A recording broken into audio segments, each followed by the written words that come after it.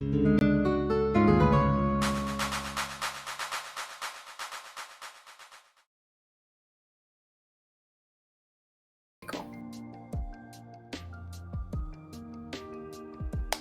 guys, welcome to another episode of Drawing with Dinosaurcomics. Today I have a special guest, my friend Chris, aka Doodleize on Instagram. Chris, do you want to talk about yourself, introduce yourself real quick? Yes. So my name's Crystal. I currently go to Texas A&M and I study visualization. I am a concept artist for our university's game lab, and yeah, I'm gonna be graduating like in about 2 years or so. Woo, graduation! So if anyone has any, woo. Yeah. Skink of Death. It's Crystal with a K, and her last name and address. Yes. Oh, no, I'm just kidding. Oh no. But yeah. So Chris, what is Me and Chris are gonna be drawing our own working on our own stuff right now. But Chris, do you want to show some of like the paleo art you've done? You're low key notorious. Am I? I think so. Ooh, that's nice. I hope so. That'd be nice. So let's see. One of my drawings that did get a lot of likes was the Dilophosaurus drawing. I'm gonna see if I can zoom in on it. Not sure if it's still streaming it. Zoom out a little bit. There you go. Okay. Scroll around. There you go. Yeah. So yeah, there it is. This was actually made like Photo Bash. So I mean, I'm pretty proud of it. I honestly didn't think like I would be able to do something like this, but it just shows that everyone improves eventually. I think I've done like a Dilophosaurus drawing before, but it was like really bad. Define really bad. Yeah. I think I try to do like realistic dinosaur drawings like on paper, traditional, but it's not that good. They weren't that good, so I'm not really proud of them. Mm-hmm. I think there is improvement, which is good. For sure. No, I mean, I've known you for a while, and like, me and Tia were like discussing this with Chell like a while ago. It's like, they're saying like, Chell said, me and Tia are jogging.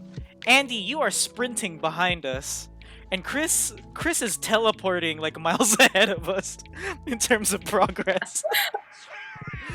Dude, I think you're doing really good with progress. I like every time you upload something, I'm like, damn, I better catch up.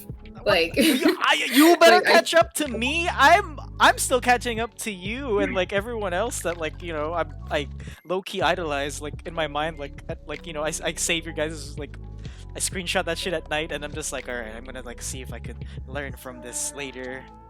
But dude, honestly, you're like. Wait, what did you say? I said I think I do the same. I think I've done the same. I've done the same with Charles' work. Oh yeah, of course, Charles. I like for later. Yeah. He actually helped me like with the process of it. Mm-hmm. The process, like the way he does things, with how he does like the sketch and then like he fills it in with gray. Mm-hmm. Like that's nice. Thank you for following me, 587-229-1112. It's one hell of a name, but thank you for following me. But yeah, okay, so anyway, so Chris, like when did you start drawing exactly? Oh geez, the first drawing I remember like from my mind, like when I was a kid, it was on. Okay, you know what? I have two instances of like when I remember I was drawing. One was like a unicorn. I remember I drew like on that cap, and I still remember how like the unicorn looks like. Like I'm gonna draw it on my stream. I'm gonna like go for it. Crap. Okay. I better shut it here. It should be like the last unicorn. It was like something like this. I'm gonna. That's a penis. I remember the ears were like. The ears are like this. I remember that. And the hair was like this. And I remember the tail was like that. And it had the legs like this. Chris, that is... How old were you? Because that is incredibly competent. That's like... I don't know. I just remember drawing the hooks like that. I do that. That's how I remember it looked. That's good! Damn! It's like... I think I'm pretty it's sure it looked good. more shitty, like something like that, like more. Yeah, more abstract, like something a kid would Like- draw. Yeah, but that was the basic shape of my unicorn. That's what I remember.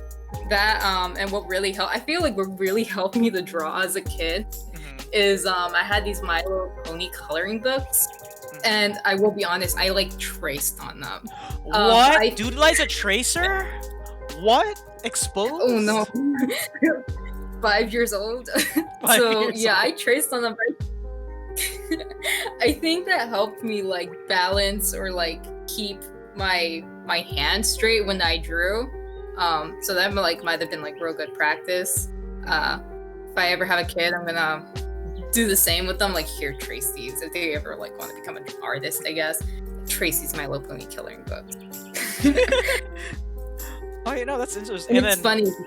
from there, you were just drawing the whole time, right? And did you always know that you wanted to get into art? I really liked art in like elementary. I remember this one time that it made me feel good because I was like, wow, I was so cool back then. But like basically in elementary, one time like in my class, it was like I don't know, it was like second grade or something. We had to draw our pets or a pet that we wanted, and I remember I drew my dog and I drew it pretty quick, and one of my classmates that was like next to me was like, oh my god, that's so good, can you draw mine? And then and I did, and then the teacher left, and then everyone else started coming up to me and be like, can you draw mine, can you draw mine, can you draw mine? And then the teacher came back, they all went back to their seats, and that was like one time I remember. That was it gave me a boost of confidence, I guess. And then you started charging these kids for drawings, right? No, I'm just kidding. Actually, at one point I did. I was like, yeah, I'll do it. There's a kid in my class named Cesar, and he would always be all like, oh, I can draw better than you, and we would like draw dinosaurs because I would love drawing dinosaurs. And this other time we had like a competition. I think it was him, like the same guy, and we had it was like a water cycle competition. And I drew like these mountains with like a river and stuff. And like, I don't know why the teacher made it into a competition, because that's like sad, like for the students who just like don't have the passion, who just like don't want to do it. And she's like, let's compete against each other, like these children. But I won. I like it was like voting on clapping. It was like me against him. And I won. I was like, nice. It was I didn't win anything, I think. Oh, you just won pride. That's like it's like when you play Super Smash Brothers at a party and like someone talks mad shit, you know. Yeah. And you just play and you win. It just to feel good. Let's see, Skink of Death says, I want to compete against someone with dino drawings. Oh my god. I mean, there's a lot of art contests on the internet, so there you go. I'm probably gonna host a few once I release my next pin set. And then Quacky Christian says, selling commissions at recess. Dude, yeah, pretty much. Yeah, I'm hoping to also do an art competition eventually when my pins come out. I'm still like waiting on the update. I'm like emailing them like, hey, give me updates. But then again, it's like 6 of them, and it's like 600 total, so it might take a while. It takes like 2 weeks, 2 to 3 weeks. Yeah. When did you finish ordering them? I finished ordering them like not a few days. It was like a week or two ago. Maybe a week and a half. I like that's when I like verified everything. I was like, yes, they're ready. Like, you're good to go. And yeah, they just said that they'll send me like pictures soon. They sent Shell already her pictures. I'm just waiting on mine because I did mine like a few days after hers. So yeah, did you know that you always wanted to be an artist, or were you like leaning towards something like, I don't know, like your parents would tell you to do, like be a nurse? Nah, my parents were supportive pretty much of like anything I did. They were just like, make sure you want to do it though, make sure you want to do it. And I think I wanted to be like a marine biologist at one point, or like a biologist. Oh, now you because I was like, at least, yeah. At least what? I was like, at least they pay. Oh no, maybe I had like this weird thing as a kid. I was like, oh my god, artists don't make money. What am I gonna do? Like, I somehow knew, but I was like, yeah, they have animation. If I do good enough, maybe I'll like have a job there, hopefully. And then it was like, oh, I don't want to. I don't want to like be a biologist anymore. And like I want to do art stuff. And I was like, I'll just be a graphic designer. So I went to like my school, my local like university, but I wasn't happy there because it wasn't what I want. Like everyone there was just doing like traditional art, and I was like, I want to do more digital, and I want to do films. So I heard about this school, the one I'm in, and now I'm in it. Interesting. Okay, so you just always knew that you wanted to go to art school. Yeah, Basically. I just like creating.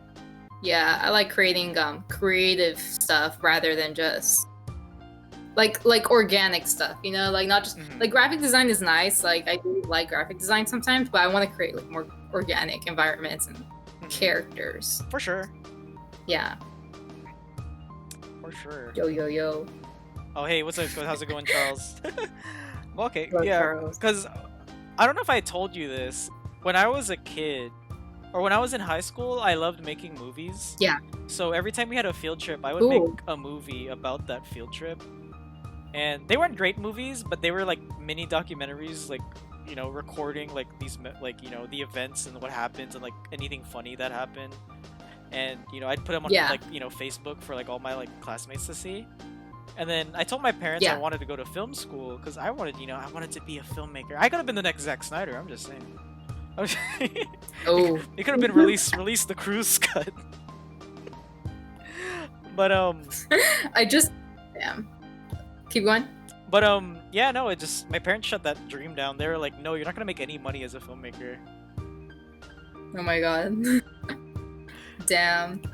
I guess that's something I'm grateful for. My parents have kind of like been supportive. They're like, yeah, good job. I love your art. They're like, wow, I'm gonna put this up in the fridge. You know? That's true.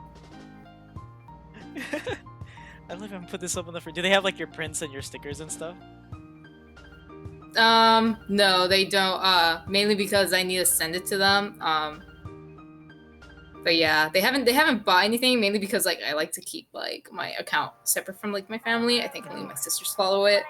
But I mean, I'll send them stickers eventually. I just have to like, our address is kind of weird. Sometimes they don't get like our stuff. Well, what's your address, Chris? Oh, geez, it's 9 point. Okay, no, that's interesting. Okay, because like, are you like shy about your art around like your family? I think I'm shy about my art more around like people in school than my family. I think I show my art like pretty often to my family. If they ask, especially, I'm just like, yeah, here it is.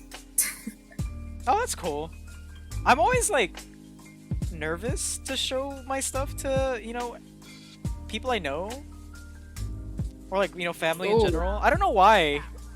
And then like it didn't happen until I got like big on Instagram. Like my cousins found me, and then my aunt found me, and then my mom found me, and I was like, oh no. I mean, it's cool. I appreciate the support from them. It's just, I don't know. I was really discouraged from, you know, art as a kid, and all of a sudden I get this outpouring of support. But anyway, it's not about me today. It's about you, Chris. So, what's oh my god. What? Actually, I mean, what were you saying? No, I was gonna ask like, what art program are you in again? It's called visualization, or I think they might change the name. They had us vote, but they never like changed it. But yeah, it should just be named visualization. What was the process of like getting into art school like? It was I thought I wasn't gonna make it because I thought it was like a more pristine art school, right? Mm-hmm. But the process, because I'm a transfer, but it's basically the same as I think someone who is like not a transfer. The only difference is that I had to like transfer my credits, and if you have a certain amount of hours, like you can't get in, right?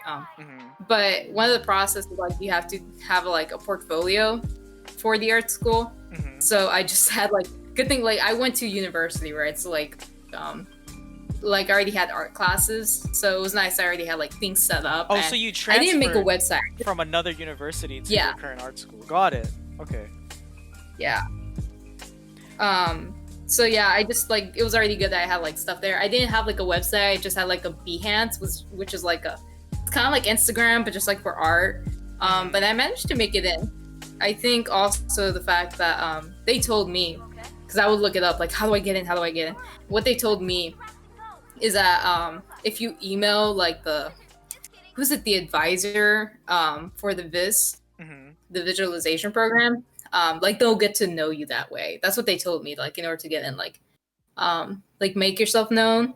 And the same is kind of true for like if you want to work for Disney or Pixar, like emailing them or the ones that you have connections with, like asking about getting feedback from them and stuff, like getting yourself known is like another way to like actually get into like the programs they have, or that's what they mentioned to me. And it makes sense because, you know, it's like, oh, I've seen this name before, especially if you have like a unique name. They're like, oh, what's this person? Then I'll look more into them, you know. That's interesting. Okay. Yeah. This whole time I was like, damn, you know, art school must be super intimidating and stuff, you know what I mean? And then like I thought you originally got in like on your first attempt. You know what I mean? Oh, yeah, I think I did. Or I think I was gonna attempt like one semester, but I was like, I don't have like the required, there's some requirements I was missing. But I'm not too sure how easy it is for people to get in. I just heard like people have actually like been rejected from getting into the program. Like, because I look up on Reddit, I'm like, oh, what if I get rejected? And then these people like some people actually do get rejected. So that like that's what scared me. Yeah. Interesting. So like when, like, what's the timeline for like getting accepted? Like you put in the application and like, well, actually, how did you get your portfolio? Do you have it on you? You don't have to show it. I'm just like, if you actually do and it's like easy to look at, though. I don't know if you want to show it. I would. That's probably like my downfall right now. My portfolio is not really good at the moment. My website, it's kind of a mess. I'm still getting advice from people who have like experience with it. There's a studio who I just like talked to in Austin because we have like career fairs in our university, and they did Castlevania, like that anime. Oh, they did the anime for Castlevania? Dang. Yeah. Okay. So, damn, I think they're called Powerhouse Animations. So they're also doing that Zeus one, I think, for Netflix as well. Yeah. And they were just telling me like if you want, because my portfolio has like a mix of both games and animation. And they were saying like, oh, if you want animation, you better have a portfolio like just for animation. And they were saying like that people have their own style. And I was like, actually, I have like different, like I'm pretty diverse. I have like, I go from like realistic, trying to be realistic, like looking dinosaurs, to like stupid cartoon like animals or like video game characters. And they said, oh, our advice for you is that like you need to have two separate portfolios, like one for gaming, one for animation, you know, and that will like impress them more than like what I have currently. So like that's going to need to change. I need to have two of them. So but when you applied for art school, like was there anything like specific that you had to do? Like, or any, like, did you submit any special kind of portfolio, or would you just submit a general one with like your life drawing, your, you know, whatever other kind of art, your stylization art, your environments, etc.? Yeah, it was a basic, just what things I was proud of when I worked on the other university. It was mainly life drawing, I think, because I remember I made this skeleton that looked pretty nice. I was like, oh, this will really impress them. And I think one that was like a stupid one. Yeah, just forget them. One was like a stupid sheet, like a blanket, and I put those in. I'm like, this will be nice. I put the digital like art stuff, the one, because I was barely starting digital art. I put that like last or like in the beginning, so they can like scroll down and be like, oh, this is more impressive. You know, for my job, I think that was a bit more specific. When I got my job, they actually have you do an art test, which is pretty cool. An art test? Is that like who did this painting? A, Da Vinci, B, Van Gogh? Like that, or what? Oh, no. Like sometimes studios, or like in general, like wherever you're applying, like art-wise, sometimes they require you to do like an art test, which is just, oh, here's a prompt. Like my prompt, pretty sure I can say it because like they sent it to like a million people. They're like, the prompt is we're making a game. It's Viking based. It's like an app, right? And we need to have a building that's like armored, like an armor building, right? And it's Viking based. Like design a building that looks like a Viking, you know, and it's like armor, and like send it to us, right? So what I did is I just like I found like Viking images, I put them as references, and I just like I drew out like a Viking village that has like an axe on top and stuff, like two axes. I try to make it like look as armored as possible. So and they use that to like they use that in your portfolio to see whether or not like you're gonna be accepted. Interesting. Yeah. Okay. Have you, so since you've joined like that you know that lab, or those this, what do you call it? Since you've gotten your job, Yeah, it's like have you been Yeah. able to see other people's portfolios who also like joined, or like people who did not join or were unable? I wasn't able. I don't think like I've been or had the chance to see other people's portfolios. I did have a chance to see my my lead's portfolio, which kind of helped me like build up my portfolio because you know she provides resources for us and stuff. But I haven't really asked like my coworkers about their portfolios. I think some of them did have like a Behance as well. I think I don't remember. I think I did a Behance. Sorry, I don't think I have my website yet. So Okay, because I was gonna ask yeah. like, what was the worst portfolio you've seen so far? If you Oh, have. wow. I don't know if I could talk about that. I do know I can talk about like just what they are looking for. Or one thing I know that really helps, like if you have like an interview, what really helps is that during my interview they were basically like looking at my art, and at the same time you know how like they praise it and stuff, but at the same time they were like also critiquing it. Yes. You know, some people took it the wrong way, right? Like when people critique, especially during like the interview, you're not supposed to like take it the wrong way, you know? Like when they're telling me that, I was like, oh, okay. Like I even told them like the mistakes I made, and they liked. I think they liked the fact that I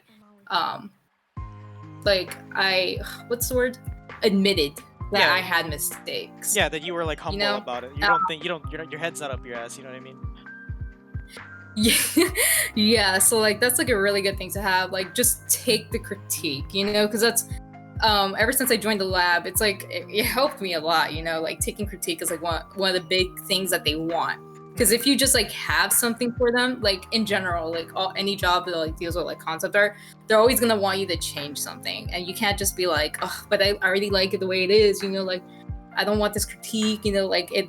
I mean, maybe you can like help your case, like, oh, I did it for this reason, you know. But if they have critique, you have to like just take it. You can't just shoot it down and say it's like, oh, that's not. It's that's my not what style. I think, you know? It's my style. Stop bullying me. Yeah, like if you have like a crooked arm or like an arm longer than the other, you can't just be like, that's my style. Like you have to like fix it at least. You know? There's always mistakes, and sometimes people can help you point it out. You know? Yeah. Have you met like art school divas like that though? Art school divas. Yeah. Like that's my style. Stop bullying me. I haven't, but I've heard stories of them. I think also the fact that like COVID happened, I haven't really like been able to interact with my classmates as much, so I don't really know. There is instances though where some people like in the beginning of class do have like a high ego of themselves that I noticed. I'm like, right, like I think someone mentioned like, oh, I showed this to my uncle, or my uncle, he works in the industry, and I showed it to him. He says I'm really good. Like he really tried to emphasize. We were introducing ourselves. He just like emphasized on that. He's like, God. oh, he said that was really good. I was like, oh, okay.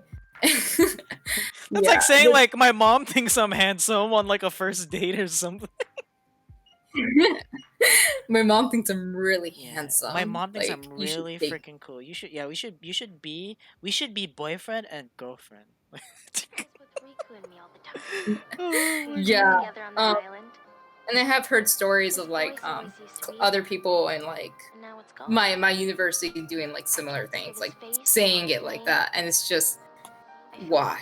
Or For sure. I guess it's good that they're like confident, but there's a point where it's like, bro, we're just introducing ourselves. Like, be confident, but also have awareness of like, read the room, bro. Yeah. So that's pretty funny. Yeah, but I don't really think I've seen anyone who's like too, or like, you know, works it out that they're the best of the best. Like I haven't met anyone specifically like that. For sure. But they do exist. They do exist. I've heard of them. They do exist. I'm just waiting to like see one in person. Okay. I'll cross my fingers for you then. Yeah. Hey, like I want to see how they act. That's interesting, because I feel like, do you think like a lot of students get weeded out in like the first year or so?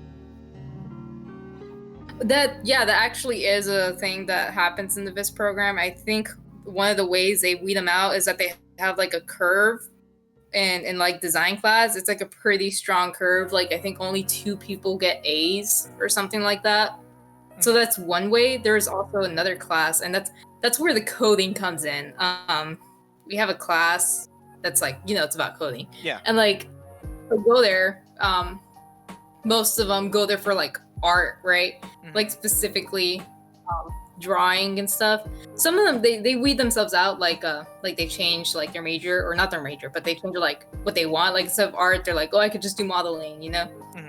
So like the coding can help a little bit, but coding is like what really weeds them out. Like some people I think don't pass the coding class, and that's like one way there's like too many kids in the program apparently. I feel like that's such a so like that's, surprising thing that you guys have to take freaking coding classes.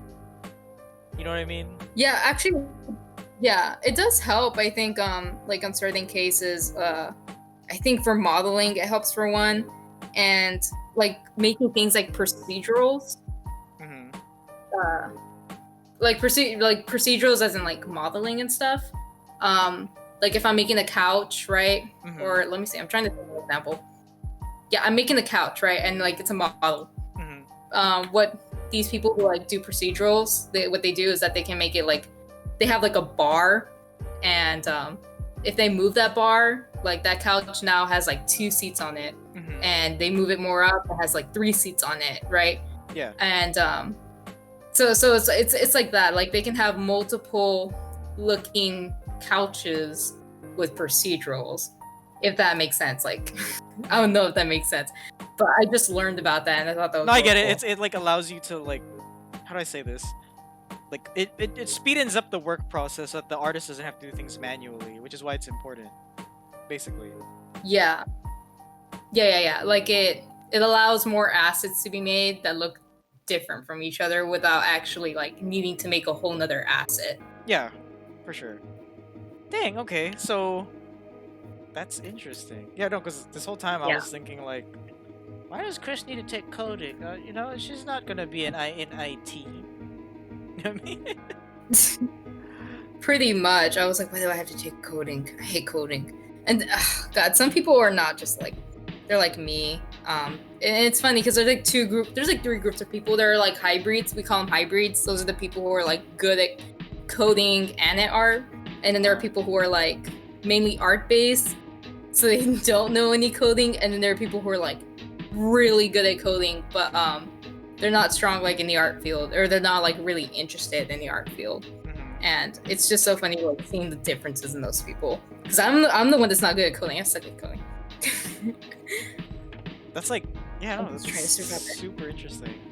It's like my Apple Pencil's acting funny. Oh yeah. All right, let's see. Yeah, it's like putting random dots in like one corner of my screen for some reason. Oh, you might need to exit. No, Procreate and then go back in. But then people will see my thing. My things. Oh. It's fine. I think it's just maybe just the angle I was holding the pen or whatever. Maybe my hand was gliding across the screen weirdly.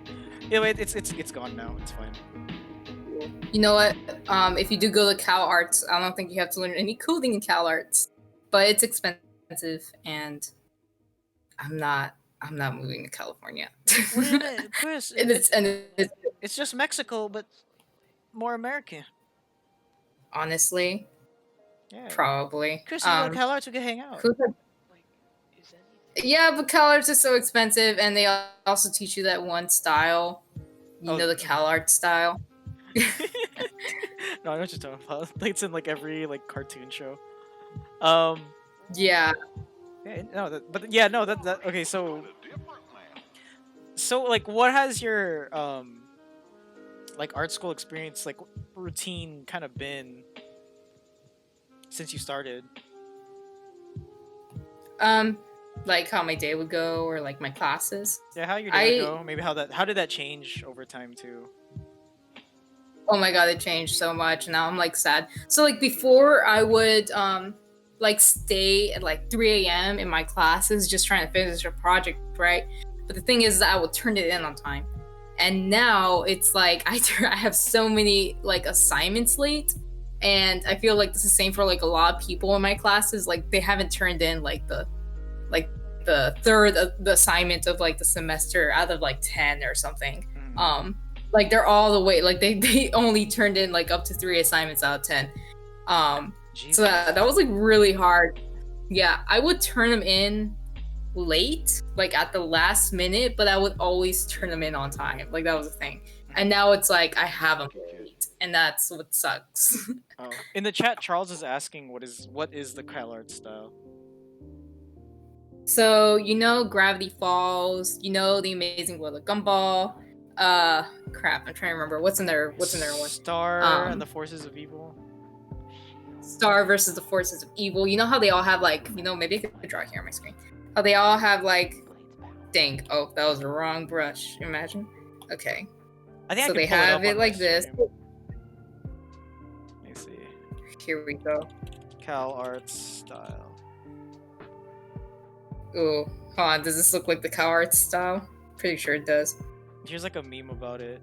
I don't know if people could see. I'm gonna draw Andy in the Cal Arts style. You gotta include like. Wait, what were you wearing?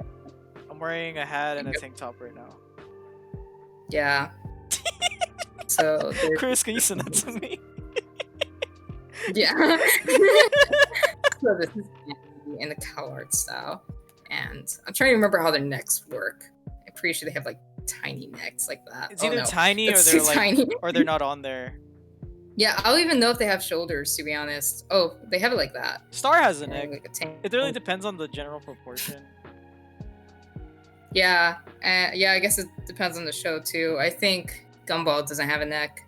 That's like the one like difference in the style, is that they have a neck or not. So this is Andy. Crap. I don't know how to do the cheek. Dang. Okay, whatever. So like, there. Give me my like big delts on my shoulder. I'm just kidding. I'm sorry, dude. They don't have shoulders in this style. Oh, that's true. Yeah, they're just like wiggly arms. Yeah, they have like little arms. So like this is a style, I'm pretty sure you've seen it before. Like the eyes are closed in. They have this shape here on the face. This is their mouth. Like that's literally how they smile. When they have an open smile, it's like that. Like that. That's their open smile.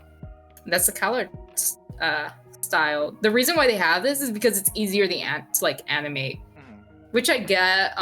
But it kind of sucks, you know. Like you go from something like Avatar to just this. Yeah.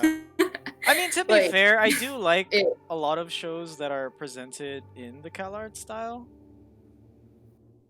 Although, like, yeah. I do agree. Like, there is some, like, I guess, like, I don't want to say industry stagnation. I mean, like, I feel like this also, like, mainly only applies to, like, the main characters. Like, in Steven Universe, only Steven's kind of drawn like that. The rest of the characters are, like, very uniquely, like, drawn. Although, yeah, there is definitely, I think like, it's a style. Yeah, I think it's the fact that since he's the one that's drawn the most, you know, they focus on him, so it's easier. I think Garnet just has. Let's see, Garnet has like, but you know how they have like basic shapes like that. Yeah. Let's see if I can draw Garnet. Ooh, yeah, yeah, that's Garnet. Wait, no, that looks wrong. Okay, yeah, that's Garnet. It's close enough. Yeah, this is pretty close. But yeah, that's like it is like an industry. What did Charles say? Yeah, it is like an industry standard. It just saves money, it saves time. That's why they do it. Which, yeah, you know, sucks. But at least the shows so far are good. You know what? The Owl House, I think, also has it. You know that new show? Yeah. They have that. Yeah. Do you what do you think about like, well, what do they teach you over at your current program? So my current program is like I think it is kind of new. So they're kind of changing it still, you know, like a lot of classes are required or like not required, like they're changing that. But it's supposed to be a bit of everything, dealing like with the film industry and like games and the cartoon industry. It's like a bit of everything. That's what they try to teach you. And I think like after you graduate, you can like choose one, or like when you're about to graduate, you like lean towards one more than the other. Like if I want to be a modeler, or I'd rather be what's the word, like a VFX artist, you know, you can like choose, or like concept art, like I'd rather do that. Work in gaming, work in animation. So it's a bit of everything. I think how art kind of does mainly like 2D animation, and they kind of I was gonna say they kind of baby you up. That doesn't make any sense. They kind of, what's the word? They make you into a baby. They get you ready. I know, they get you ready. Like they like prepare you. They train you. They prepare you. Yeah, they prepare you mainly for things like Steven Universe, or like just Cartoon Network or Disney. Like they train you more for like those cartoons than like actually like video games and stuff. I don't think they really teach like video game stuff in that. But for ours, they do, and it's pretty cool. I think it's more what's the word? There's more like you're more flexible. More variety. Yeah, you're more flexible. But then that's also like a fault, because like since you kind of have like a little bit of everything, you're not focused on one in the very beginning. Like, does that make sense? Yeah, jack of all trades, master of none. Yeah. Pretty much, yeah. Like I'd rather be drawing and like focusing on drawing than like coding right now. You know? I know. Yeah. Every day. Oh my god, I gotta code today, guys. I need help. Yeah, I don't need coding. Yeah. Yeah. Charles coding, he does Python, and I'm like, damn, I did Python like 2 years ago, and I kind of miss it.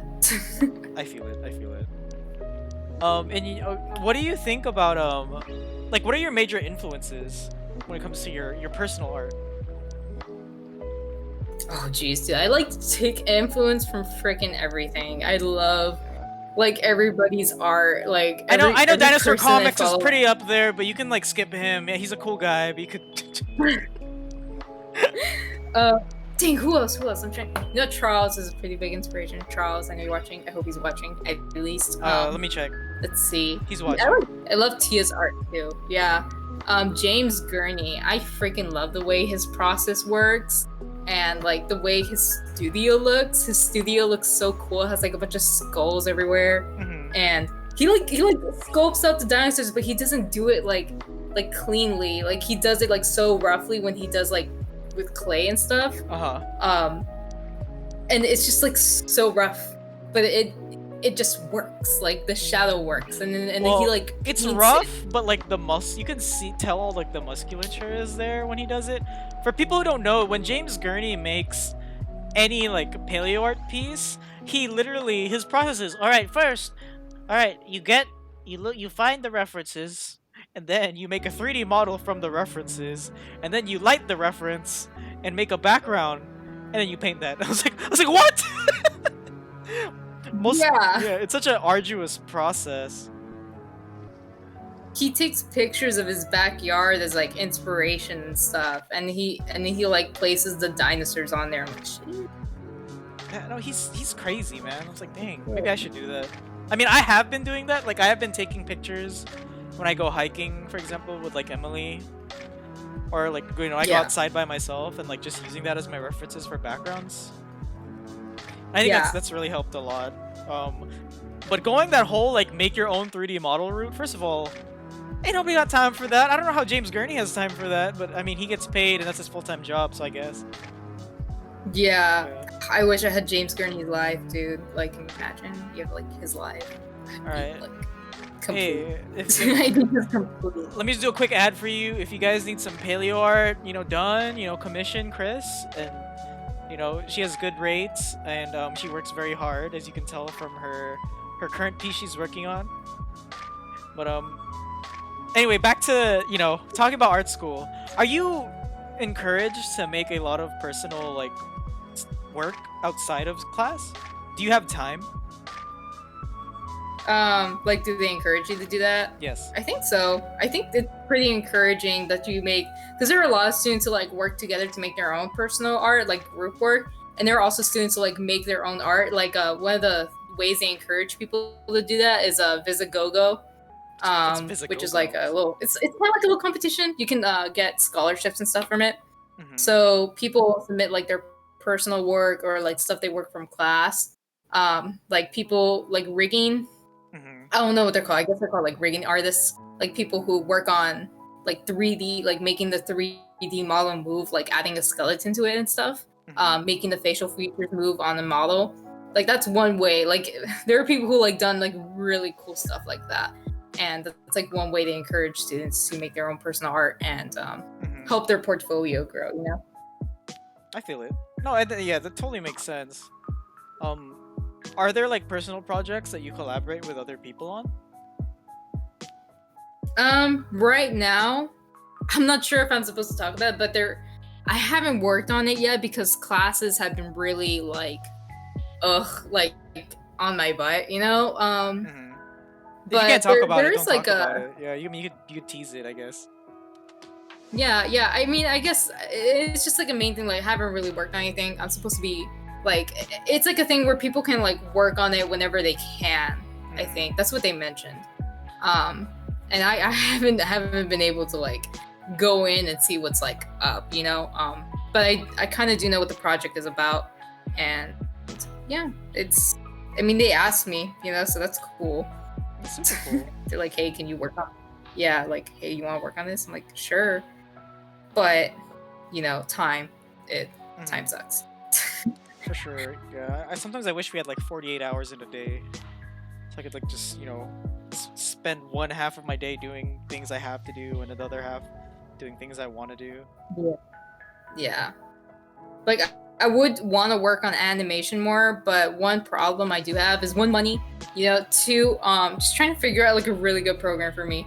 Because I know like there are like animation programs, but like software, but it's just so weird. Some of them are so finicky, and I'm like, why do you work like this when you could just like work like this, you know? You don't use like Toon Boom or something? Toon Boom, I think I tried using it once. It's just so finicky. Like, I need to watch more videos on it. And sometimes the videos are like, oh, you need to pay to continue watching, you know, like on YouTube. Yeah. Like, here's my full class. Go in and watch and pay $29.99. I'm like, for just I'm broke. $50 a month. Yeah, pretty much. So that kind of sucks. I don't really think they have resources for 2D animation in my class, like on the lab computers. I think they just have like Photoshop and all the Adobe programs. And Adobe is kind of sucking right now. I think people are complaining about Adobe. I think it was like trending on Twitter, which is good. Why is Adobe sucking right now? I think people are complaining about the fact that you have to pay in order to cancel, even though you don't know, like, you're getting a year subscription for it. Wait, what? Like, you pay monthly. You gotta pay like to cancel? Yeah. Like, you pay like $50 to cancel, and like Adobe's like $40 a month, or like, no, Adobe's like $20 a month, right? If you don't have like $50 right now, or it's like $70 or something. If you don't have that right now, you'd rather just pay the $20 that month and wait for next month, right? The next month happens, you still don't have the money, or you can't pay it now, right? And then they charge you it. And that sucks. Like you're not paying for a year, right? because they're like, oh, you pay for a year and it's only this much, or you pay like per month. And the people who pay per month, it's basically a year contract, like, and it sucks. My That's like sister had to deal with it. It's like they're holding you for ransom. Like, oh, you want to cancel? Oh my goodness.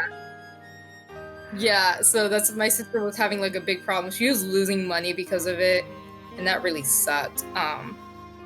Yeah, but I heard they were getting some guy couldn't pay his mortgage apparently, and I think he was the one that kind of went viral with it. He couldn't pay his mortgage because he still had to freaking pay Adobe, and he was getting frustrated.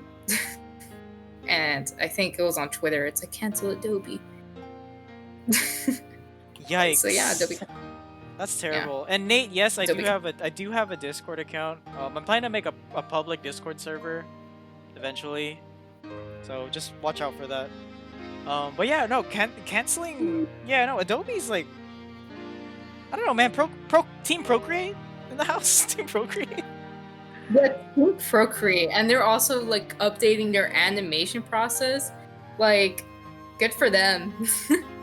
One complaint I have is just needing to color the animation. You need to go to the layers, add another layer, like that, and you need to do that with each frame. And you need to group them like this. Like, you need to group them like that. Yeah, no. So that sucks, but yeah, but they're updating it, so I'm pretty sure they'll fix them. They'll fix that. I mean, I'm not really expecting to be able to make like the next, I don't know, Dragon Ball avatar in my iPad. That would be cool though. Oh, yeah, totally. Yeah, I think Clip Studio Paint does that. I think. Do they do that? Is Clip Studio Paint like the iPad? It is, but you have to pay.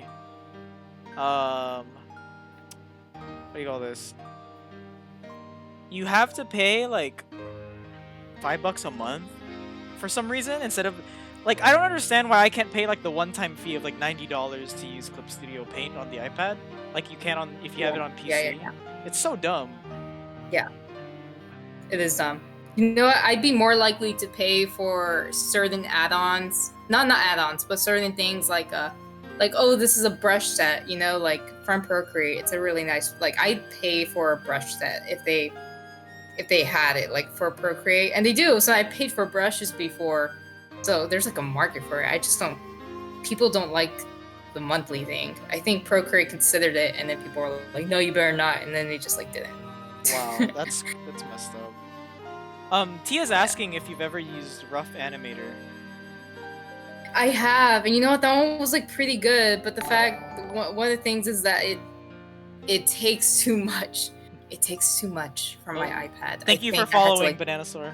Sorry, continue talking. Yeah, it takes too much from my iPad.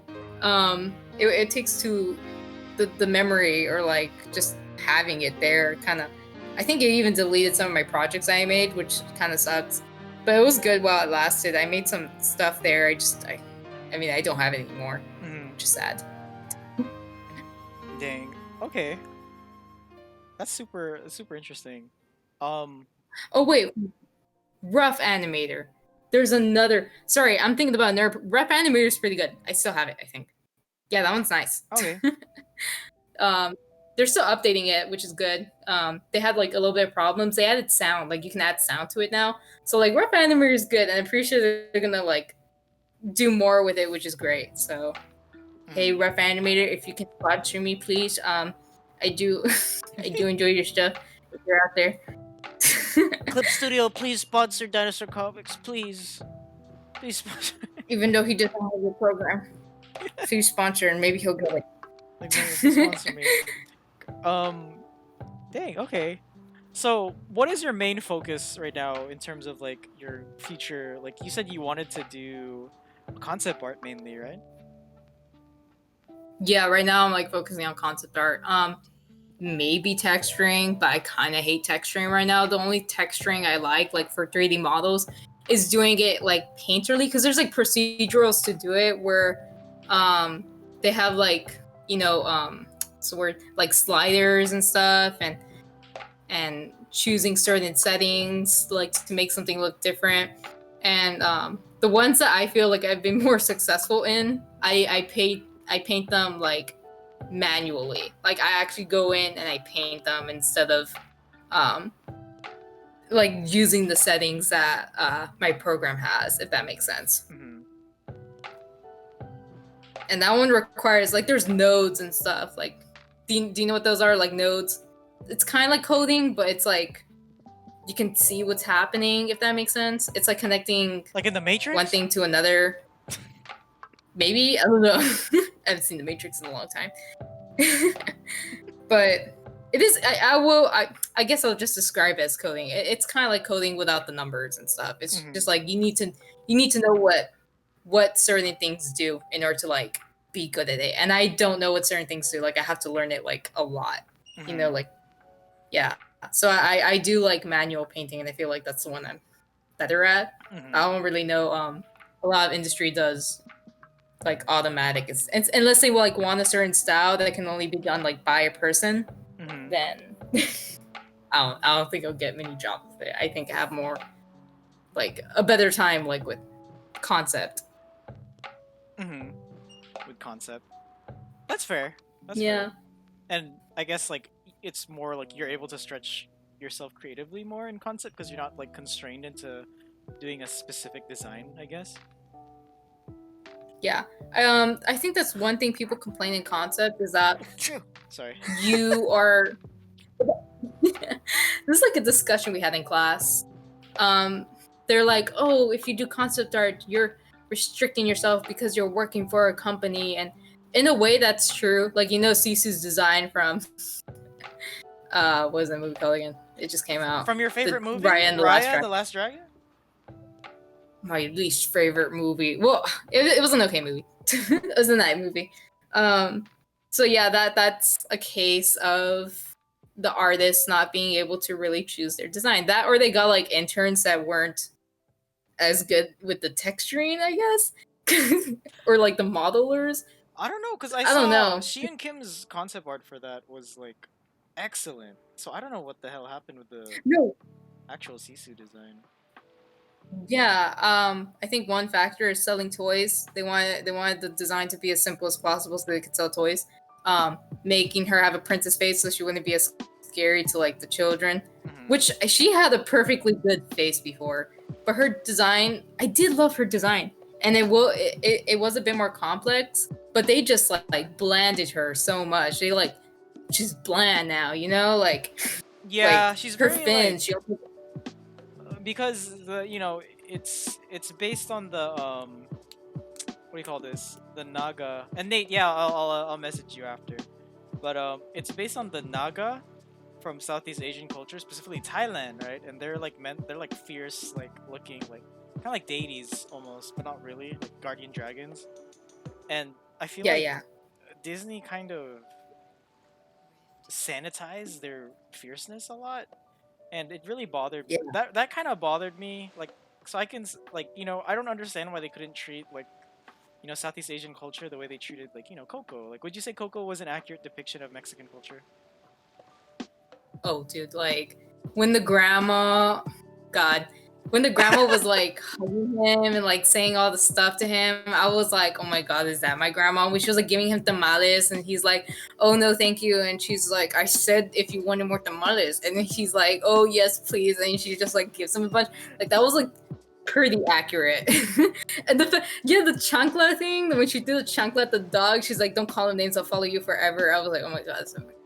It's like my grandma. Yeah, no, it was pretty accurate. So that's like kind of like what I wanted from Raya, and Raya was like pretty close. Like there was a lot of like visual references to things that I'd seen, you know, growing up and stuff. It just wasn't, you know, as close as it could have been.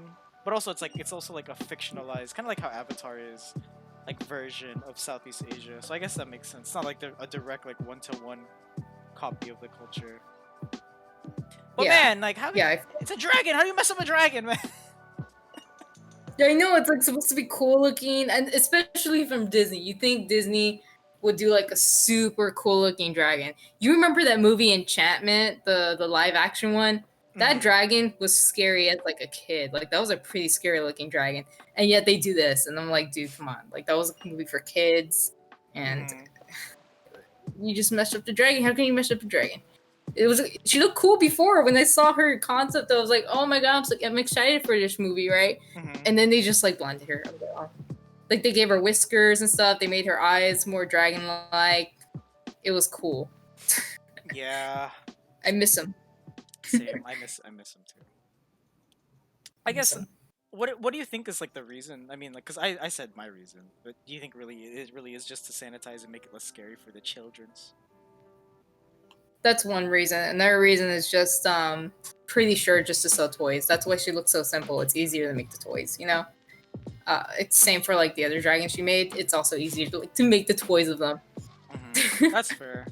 I will say though, Yeah, she only has Raya looks badass as fuck, and like, you know. Oh yeah, Raya has a pretty like design. Yeah. Yeah, Raya has. I think the people had a pretty good. No, yeah, the environments were mm-hmm. cool too.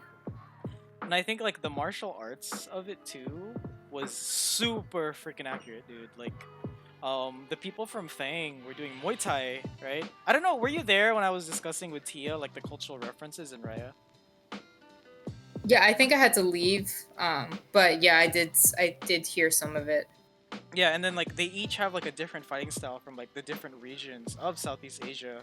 So I don't know. That was like very like, you know, that made me so happy just to see, especially someone who you know participates in like combat sports and stuff. Yeah, that's real cool. I thought that was cool too. It's like stuff like little things like that, and it's like little references to your culture that really makes it pop, like work, I guess. I think the alebrijes and Coco, like those aren't exactly like they are part of Mexican culture now because the people adopted it, but it was like made by some guy. Like it was just an artwork that just really? kind of got popular. Yeah, so they're not like part of Aztec culture or anything like that. I mean the jaguar is inspired from like native culture like the Aztecs and stuff. But not the alebrijes. Those are just they just input that in. They still look cool though. I will admit the color is nice. I really like how they adapted it, like from modern culture to like. This whole time I was like, damn, Mexico's sick. They have like spirit animals and stuff.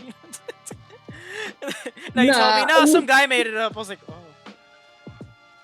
Yeah, they're toys. They're not toys. It's just like an artwork that just got really popular. You can find them like at least back where I live. If you go like downtown or. There's a shop near that I know that's like it's kind of like a house and they sell them. I think a person makes them and they sell them and they look really cool. So that's, yeah. Right. When me and Chell come by, we're gonna get an alebrije, okay? When me and Chell come by. Ooh, okay. Speaking of animated films, what do you think are like your most like influential like animated films?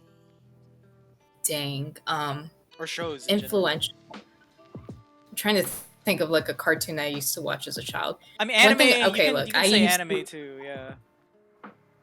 Oh, anime. I really like Boku no Pico. No, don't. No.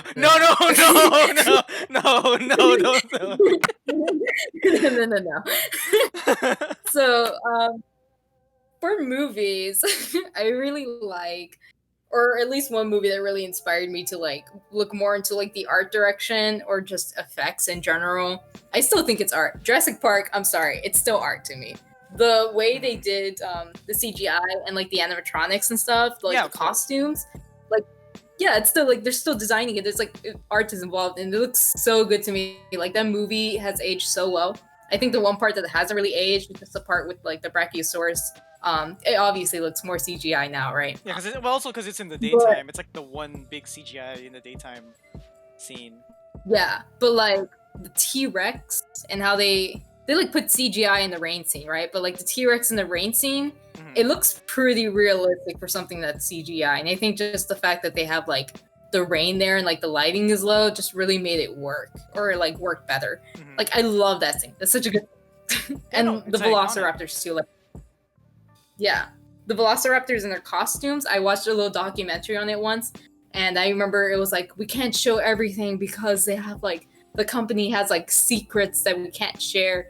And I'm like, shit, dude, what are your secrets? Like, like all right, then keep your secrets. All right, then keep your secrets. Like, But it was a really interesting documentary, and like For the sure. foam work and how they do the scales and how like it's just really nice. It was a really nice, just so really nice effects. I love that movie. What else? What else? I'm trying to think of a cartoon actually. I really let's see, my first anime I would say is Dragon Ball because my dad used to show it to me. But I wouldn't say that's like what inspired me to do art. I did draw Dragon Ball characters, but Pokemon movie. I'm trying to think of like of a show. Like, what's my favorite show? What kind of Nickelodeon shows like were back then or Cartoon Network? What's our age difference? I'm like what, 3 years older than you? 4. We both watched. I used to watch 90s... Hey Arnold. Okay. We're this. Like, yeah, we watched 90s Nickelodeon. Freaking Hey Arnold Yeah. was definitely, and it still is, one of my favorite cartoons of all time. It has a very satisfying story. It has an ending. It has a freaking ending. So that's what makes me happy. Have you seen the movie? Oh my god, yes. It was perfect. Like, I didn't expect them to come out with a Hey Arnold movie like so long after the series technically ended. Yeah. So it was nice to have some closure.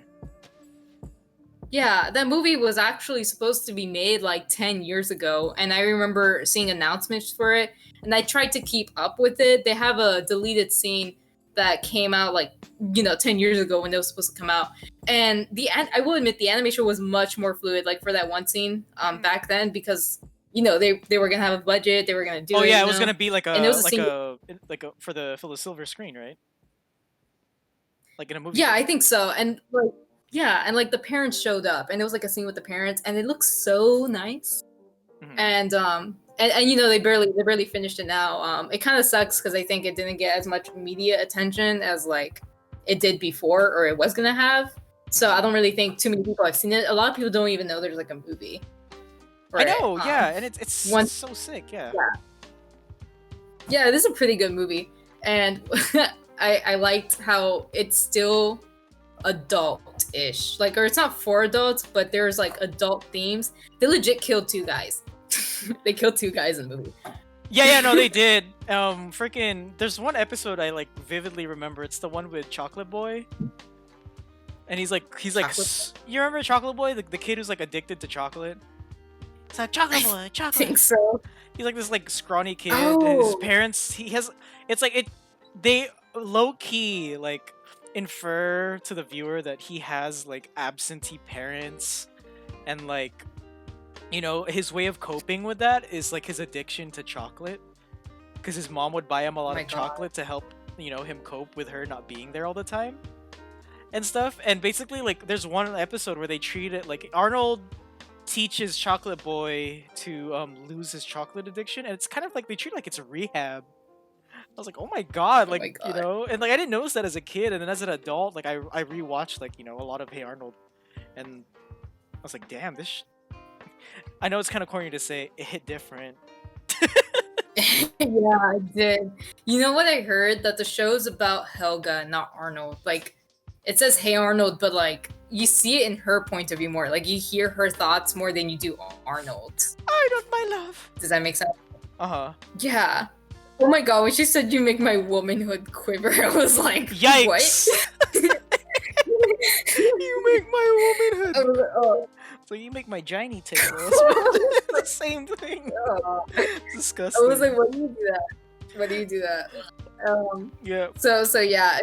And also the fact that her mom probably had like an alcohol addiction and she just calls them smoothies. That was like, oh yeah, she's like drinking all the time. She has a more successful, super hot older sister. Like, okay, if we're gonna talk about that's sad. Chris, let's talk about cartoon crushes. Who is your cartoon crush? Okay, Danny Phantom was like everyone's cartoon crush. Really? Danny Phantom. I guess it makes sense. Yeah. Chip Skylar. It's the teeth. It's the teeth. The teeth is what got you. Yeah, I'm trying teeth and Chip Skylar. I'm trying to think of other cartoon crushes. It's like, I don't know. I'm trying to think of other ones. Who was yours? Maybe I could get some ideas. Oh, hey, my earliest one. Okay, so when I was a kid, I was watching Gundam Wing, right? I'm like 5 years old, right? This was like my first exposure to anime along with like Pokemon and Digimon. I didn't even know what anime was. I just like, man, these cartoons, the proportions are so different from the Bugs Bunny shit I'm watching all the time, right? And there's this one character in Gundam Wing. Her name's Relena. And then I was like, wow, she's a whoopin'. She's like this sexy blonde white girl. And then it's so embarrassing. I told my older brother, I was like, Mike. He was like, what's up, little man? I think I'm in love with Relena from Gundam Wing. And he clowned on me so hard. I'm kind of glad. I think he forgot about that. I hope he doesn't watch this. But I think he forgot about that because, yeah, I cringe when I think about that. Yeah, that made me. You know what? I know we were talking about Hey Arnold, but I always thought Arnold was kind of cool. I was like, Arnold is kind of cool. Did he make your womanhood quiver? No. But yeah, it's just that made me remind me. I was like, you know what? Yeah, that's a pretty weird crush to have. I still think it's fine to have cartoon crushes, especially since people simp over like anime characters like Levi. Yeah, well, Levi's sick. I have a crush on him too. Bro, he's sick. Yeah. Yeah, he's so cool. Yeah. There was one I was super embarrassed of because I was having like this weird existential crisis as like a 9-year-old. It was Jenny from XJ9, like My Life as a Teenage Robot. Oh my god, yeah. Because I was in my orange hair guy. Okay, because in my mind, right? In my mind, I'm like, wow, she's so cool, but she's a robot. And in my my 9-year-old self is trying to reconcile with the fact that I had a crush on a freaking like hunk of metal and armor, and it was like I couldn't understand like what the feelings I was feeling because you're about to hit puberty, right? It's like, yeah. It's a real struggle. No, I totally get it. I feel like people have totally like said that XJ9 was like hot or something. There's like weird videos of her too, which is like makes me uncomfortable. But I could see her. She was very humanized. She was a very humanized character. She had so much personality. She had an arc. From what I remember, it was a good show. But yeah. Who else? Yeah, it was a pretty good show. Who else? I think like all the girls in Teen Titans. All the girls in Teen Titans, man. Oh, you know what? Yeah. Beast Boy was pretty cool to me. You didn't like Robin? Boy. You weren't a Robin fan? I didn't like Robin. What? You didn't like Robin? He's so cool. No. He's like the only one with. Okay. I was like, he's too edgy. He's too edgy for me. Wow. Wait, you like Danny Phantom? Well, I guess Danny Phantom's not really edgy. No, he's not edgy. He's like a nerd. He's like a nerd. Fair. I thought you were gonna say I had a crush on Timmy Turner and his 2-book team. No, not Timmy Turner, but Chip Skylar, but not Timmy Turner. That's fair. Even though they kind of look the same with the same freaking hair, just one of them has buck teeth. Yeah. I'm trying to. I think trying to look up old cartoons. There's like a fan theory, I think, where it's like Chip Skylark is alternate universe Timmy Turner who became successful, or something. And I was like, y'all are really pushing things. Did you know there's an episode where he's actually 50 years old? Like Timmy Turner's actually 50 years old. Yeah, that was like one of the first episodes. In the kid. Wait, what do you mean? What do you mean? Like, wait, he's 50 years old in a child's body? Like, yes, he made a secret wish with Cosmo, where he stays a kid. So he's supposed to be 50 years old. Like everyone's supposed to be 50 years older. That's terrifying. Yeah, and like what's the word? What's his name? The guy, the big guy, the big fairy guy, the Jordan guy. Von Strangle. Yeah, like he was there and he's like, "You're 50 years old," and everyone's like, and then Cosmo said like something like, "He gave me a dime or he gave me some cheese for it," and I was like, "What?" That's disgusting. Yeah.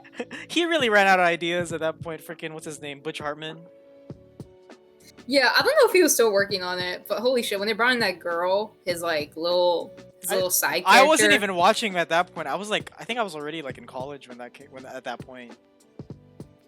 that was terrible. Like first, it's like an order. First, it was Poofy or whatever the baby's name was. And then the dog. Yeah, it was Poof. Yeah.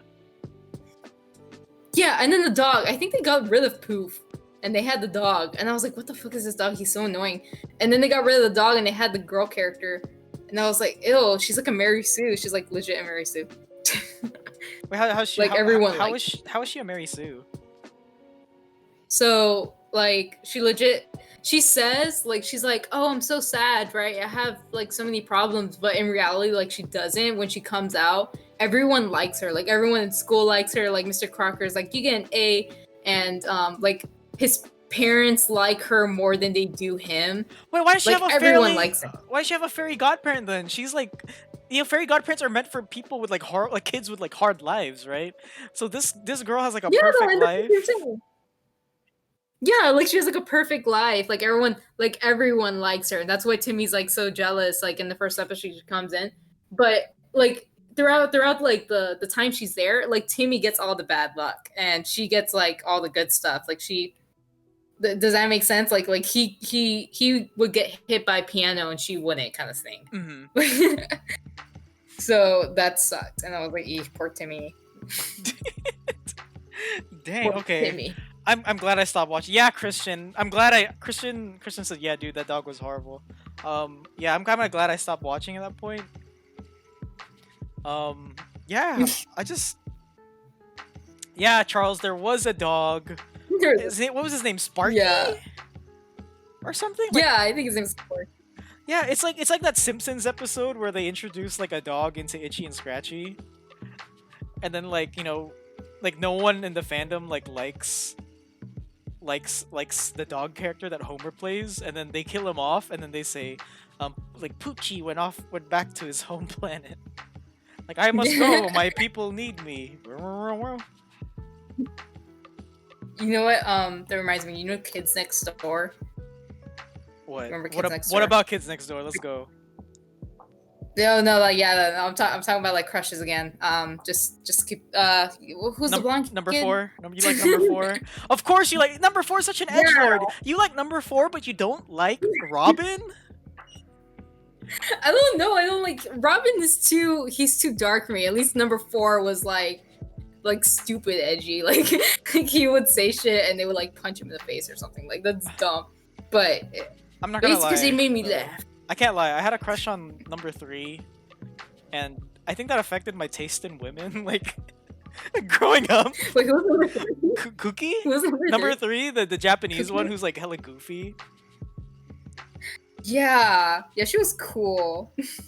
She was cool. She had like her weird dolls and stuff. Rainbow monkeys, rainbow monkeys. Oh, so very fine God, and so fluffy. How do I even remember that? Oh my god. I know. I totally forgot they were rainbow monkeys. Yeah. Johnny Bravo I love Johnny Bravo. That was a funny show. You had a crush on Johnny Bravo? No, I'm just talking about the show. Oh, okay, it was funny. I like that show. Yeah, I thought you were saying like Johnny Bravo, his black shirt, his shades, his that really made my womanhood quiver. Oh no, Johnny Bravo was funny. I love that show. I still watch it sometimes. I go watch clips of it because it makes me laugh. Dang, we should have like a retro Boise cartoon rewatch one of these days. But yeah. He's like, Mama warned me about women like you. I was hoping she was right. He's like tied up. Like that's okay. I gotta rewatch that as an adult, cause like I remember a lot of like I never realized how like much adult things were in cartoons until I rewatched them when I was older. Yeah, like that scene in SpongeBob where it's like they make it look like he's watching like porn, and it's like two anemones like or something like dancing and throwing sperm into there. Sperm and eggs, and then Gary comes by. He's like, Gary, I was watching sports. Oh yeah. Yeah. Oh my god, we were watching Jimmy Neutron recently, and there's like adult jokes in there too. Like at one point, the dad's in his underwear, right? Like Jimmy's dad, and they were gonna the dad and the mom were like gonna go somewhere, and he was in his underwear. He was like saying bye to Jimmy, and then the mom's like, "Oh, honey, put your pants back on. Wait until we have fun over there. Go over there and boogie or something like that." It was like something that was like, oh my god, like, Jeez. it was Thirsty. like a dirty joke. Christian's asking, did we watch Jackie Chan Adventures? I did. I did. I liked it a lot, but I don't remember, like, because I wasn't able to catch it consistently to follow the story arc, so I don't remember exactly like what the like whole series entailed. Besides, like, there's the talismans and they give you powers, and then there's Uncle and Jackie. Ah yeah, Jackie. Like, I remember that. Oh my god, I remember that. Yeah, that was. I liked that show. I would watch it. I thought the girl was so cool. I was like, I wish I was like her. But now I think about it, she's kind of annoying. What do you mean, Christian? Then again, You are annoying. No, I'm just kidding. I'm just kidding. God damn.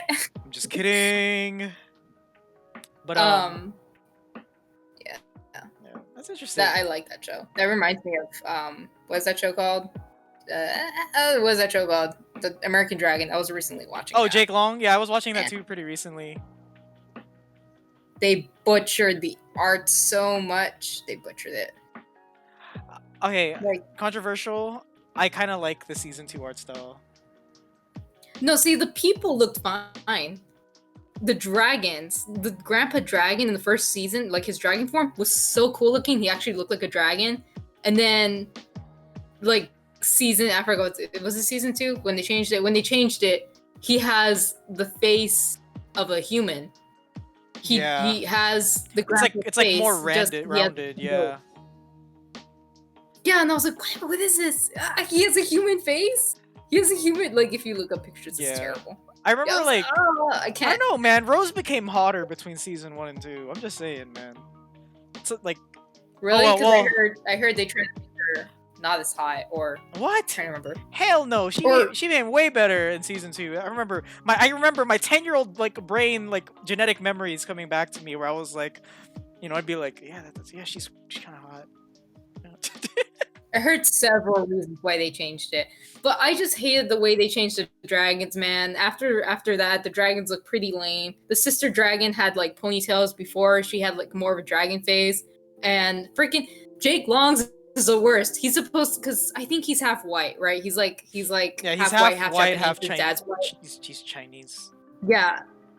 Yeah. So his dragon's also supposed to be based off like a European dragon, Mm-hmm. and he's called like the American dragon, right? Yeah. And they just butchered him. They butchered him, like his face. Like they gave him his mohawk, which looks so weird on the dragon, and they made his jaw bigger than the lower jaw, and they made his neck. The neck is what got me the most. I'm like, what's wrong with his neck? His neck looks like it broke. Like it.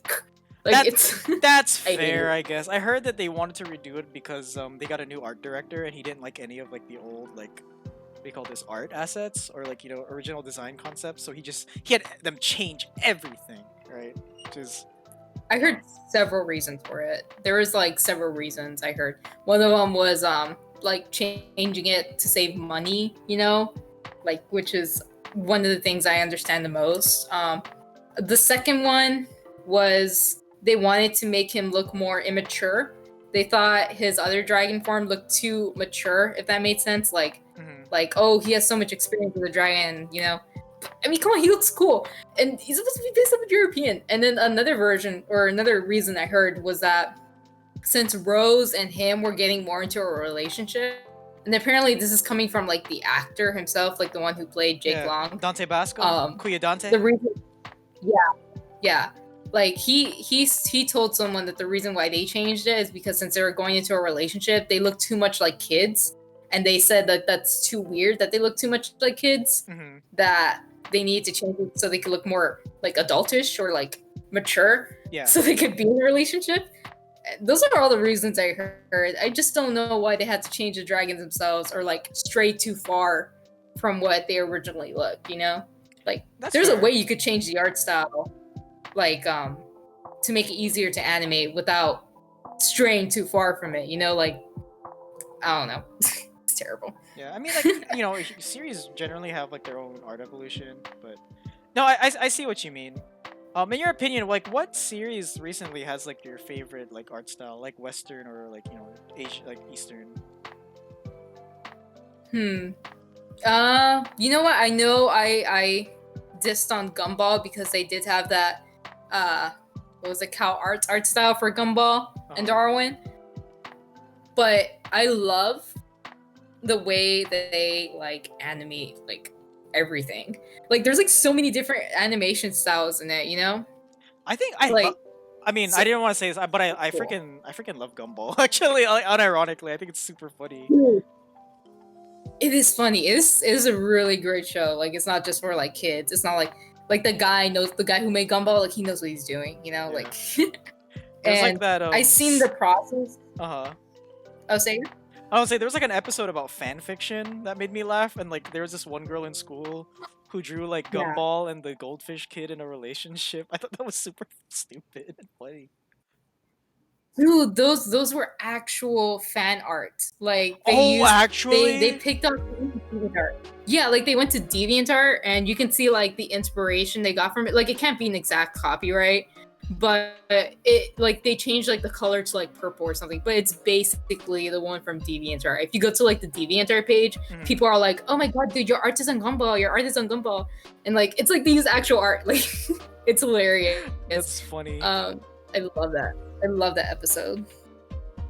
And they're just so self-aware. Emily said, if you want to talk about weird art style, do you remember Code Lyoko? That's like that. Is that the one that's kind of like anime, but it's like 3D? It's like half anime. It's like I think like the outside world is 2D, and then the what do you call this? Outside world is 2D, but the like digital world, I guess, was like 3D. I remember it, and that's the main reason I didn't like it because the art style was so freaking ugly. Jesus. Like I remember like not feeling like the kids have like a giant heads. They're just done really ugly.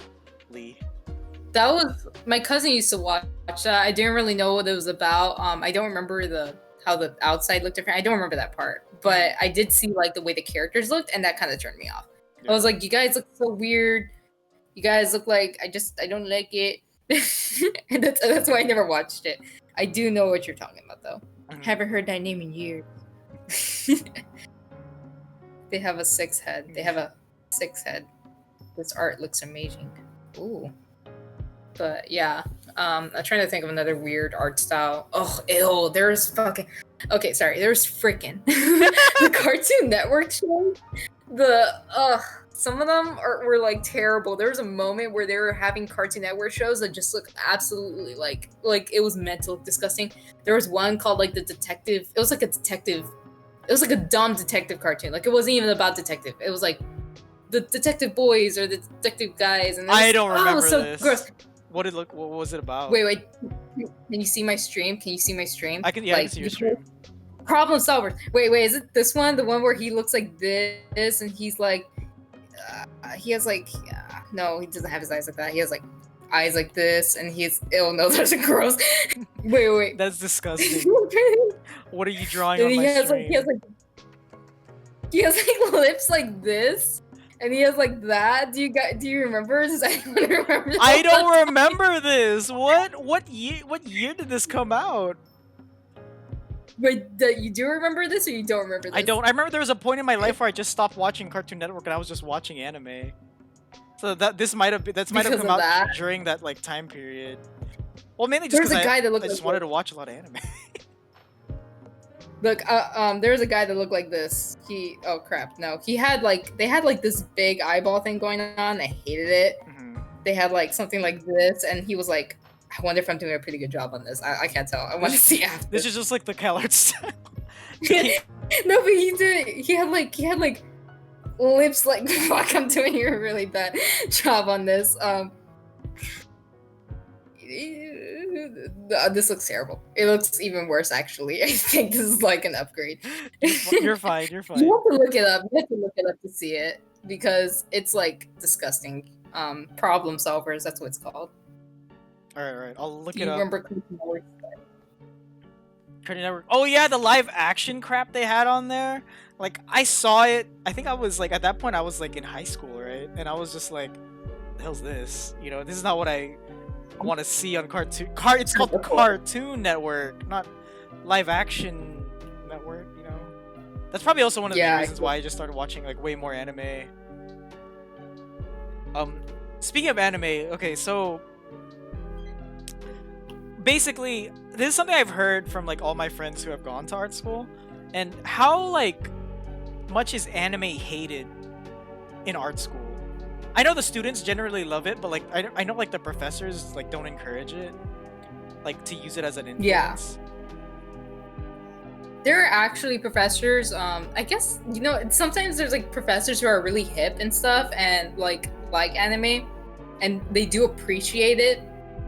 Because I mean, come on, anime has like anime has like pretty good body proportions, or like like body studies, and like there's some really good styles in anime. Does it just also the background? Come on, they look amazing, right? And then I mean, obviously, if you're gonna be like in a life drawing class, you can't make the guy you're drawing like into an anime character. You know, like of course.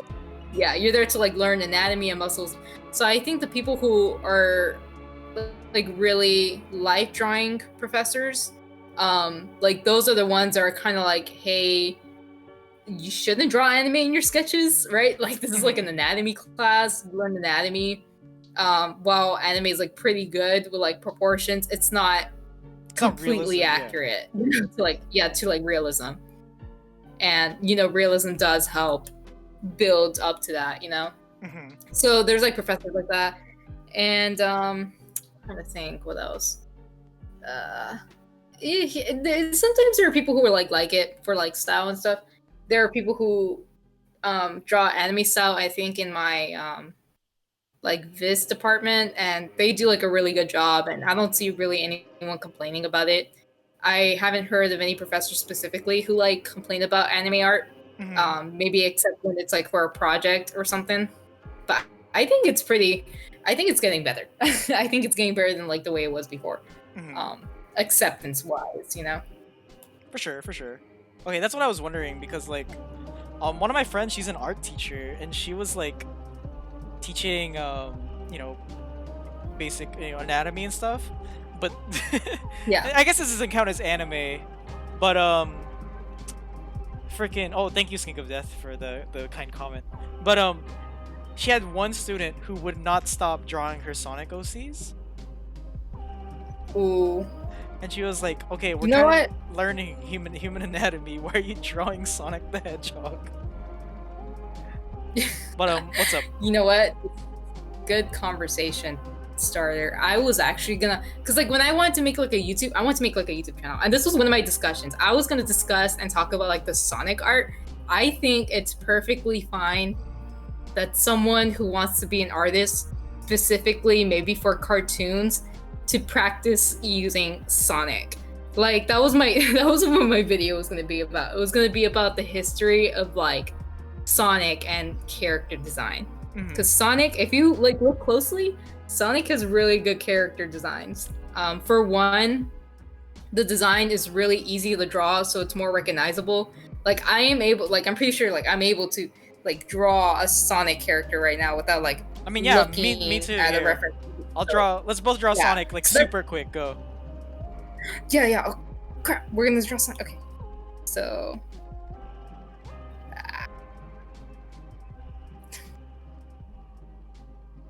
So yeah, so like Sonic has a really recognizable design, so like anyone can draw it, you know. And another reason is that they have really good like design characteristics, like character design characteristics. I don't know if you heard about like the shapes of character design and stuff. How like if you draw crap. Okay, you know, I just gotta draw it super fast. So like if you draw like a character who's like a square shape, you know, and they have like a big body like this, and obviously they look intimidating, but they have like a square shape, right? Yeah. If you look at Sonic's and his character designs, like with the other characters, like Shadow, Triangle is also another one. Triangle is supposed to be something like hasty or someone who's like Sonic, who's like speed, right? That's like having triangles in his hair and stuff and in his ears is like a really good part of like his character's design.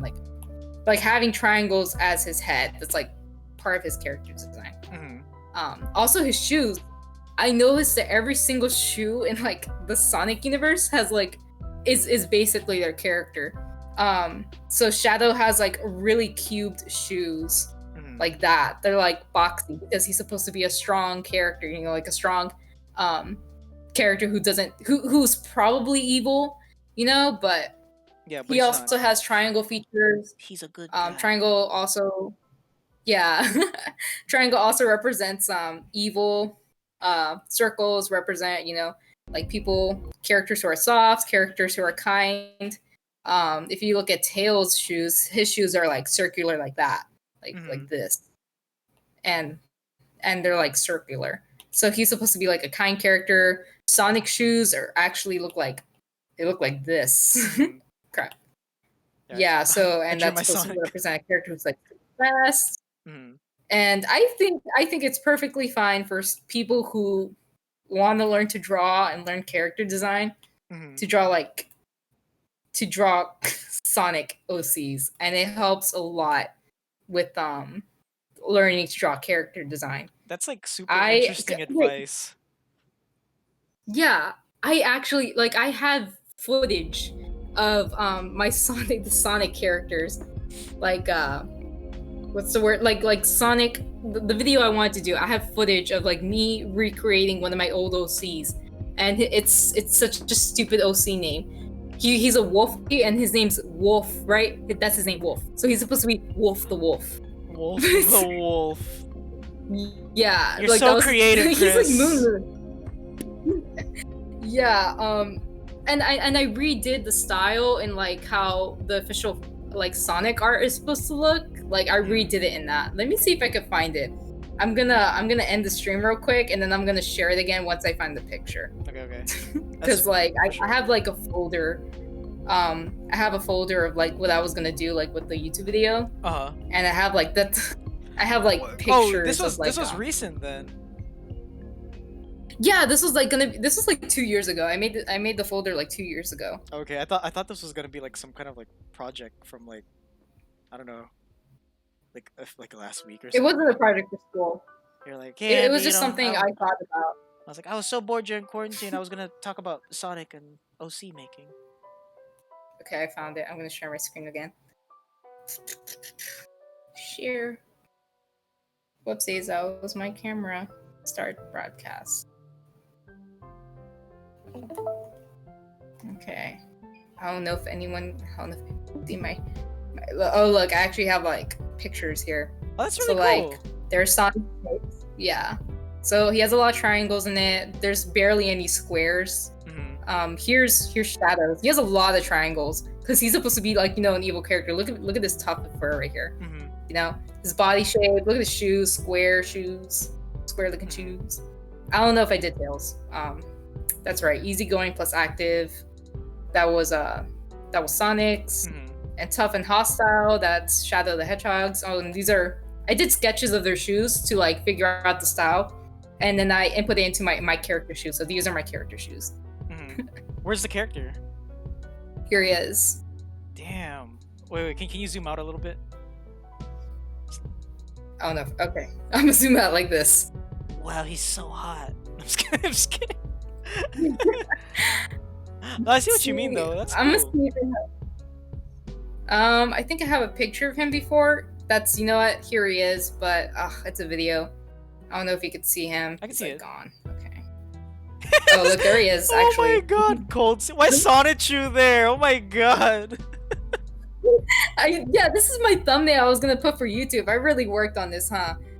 You should finish it. So like, chat. People in the chat, would you guys be interested in seeing Chris finish this video? Christian, yeah, please. And this is like the art of it. I was gonna put this like fast forward, and I was gonna talk about. Oh yeah, here's like some of his original designs. Let's see, this is Sonic's first actual design. When they called him Needle Mouse or something. Yeah, Mr. Needle Mouse. And freaking Eggman is based off Teddy Roosevelt. Really? Damn. Yeah, because they wanted a mascot to like really appeal. Like, I don't know if they ever said it, but you know how Mario was a thing? Yeah. That really appealed to like American audiences. So they wanted like a mascot to also appeal to American audiences. So they did a shit ton of like mascot like concepts that are like legit Americanized. Mm-hmm. Like here's like a bulldog, you know. Jesus. And this is another one. USA he legit has an American the flag. wolf. Yeah, that's my favorite Come on, Sonic he's character. American flag. That's super funny. Yeah, and then here we are. Here's the bunny. This one was almost gonna make it, and it's obvious they took inspiration from Mickey Mouse. You know, like, come on, like that was or, like even Oswald that too. was so cute. Yeah. So they chose the guy who made this. I think he went to America, to like New York.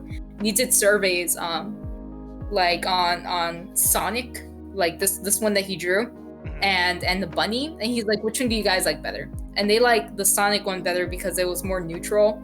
And no, he compared it to all of them. It was like more neutral, like it didn't like fit to like one category, like the wolf and the bulldog did, you know, Yeah. or like Teddy Roosevelt, like Teddy Roosevelt. Oh, so Eggman was gonna be the mascot. I thought, and then they just recycled it to be the villain. Yeah. Which is like really funny to me. I'm trying to remember what else. There was another feature that happened. Oh, that's right. Sonic's characters, don't they look familiar, right?